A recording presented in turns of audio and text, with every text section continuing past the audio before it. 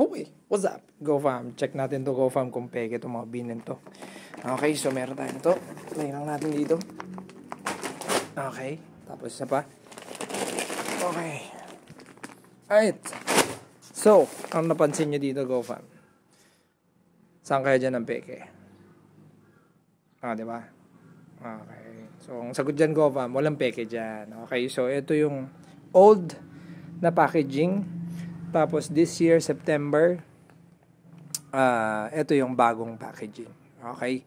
So, syempre, sa sobrang mahal ng bini GoFam, gusto natin makasigurado.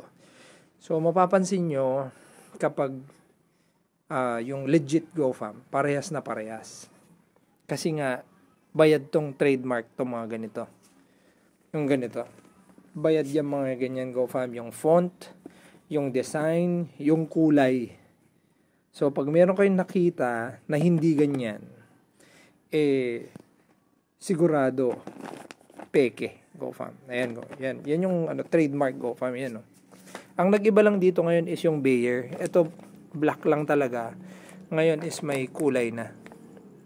Okay, so, dyan yung makikita. Ayan, parehas. Parehas ang kulay, parehas ang fonts, yung lettering, parehas. Okay, ito lang bago ngayon GoFam. Okay, tapos para ma-check nyo kung luma or hindi, legit. Yun, ito meron siyang tag. Makita nyo dyan, date tested, September, goods na goods dyan lahat, batch number. Okay, lot number nandito rin malamang. Okay, which is ito nga, yeah, batch number. So same din dito GoFam. Okay, makikita nyo kung luma is kunwari nakita ka dito 2023 pa. Ayun, luma na yun. Okay. So, date tested. Ayan, May pa. Goods pa to GoFam. Okay. Ang titignan nyo dito, kasi may bagong modus ngayon, is yung tahi sa puwet. Dito. Minsan, natahi na. Okay, dali, pakita natin.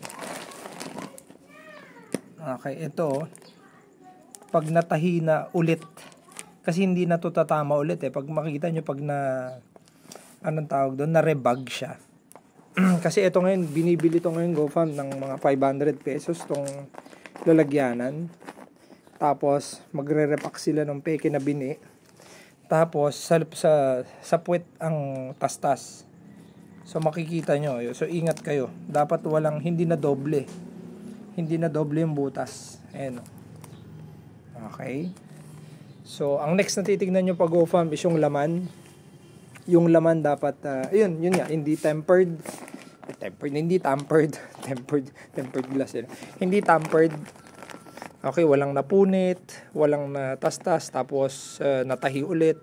Hindi tampered. Tapos, minsan legit pero luma. Yun nga, kapag meron ng bukbok sa loob. Okay, may weevil na. Yun, alanganin yun, GoFam. Okay, wag ganun pag ganun. Right, so sana makatulong sa inyo at sana matanggal yung worry ninyo kasi mandaming nagwo-worry yung mga nakabili nito. May mga nagsasabi kasi na fake to, GoFam. So, legit to, GoFam. Legit as long as binili nyo wag sa online or kani-kaninong tao lang. May pwesto dapat, agri-supply.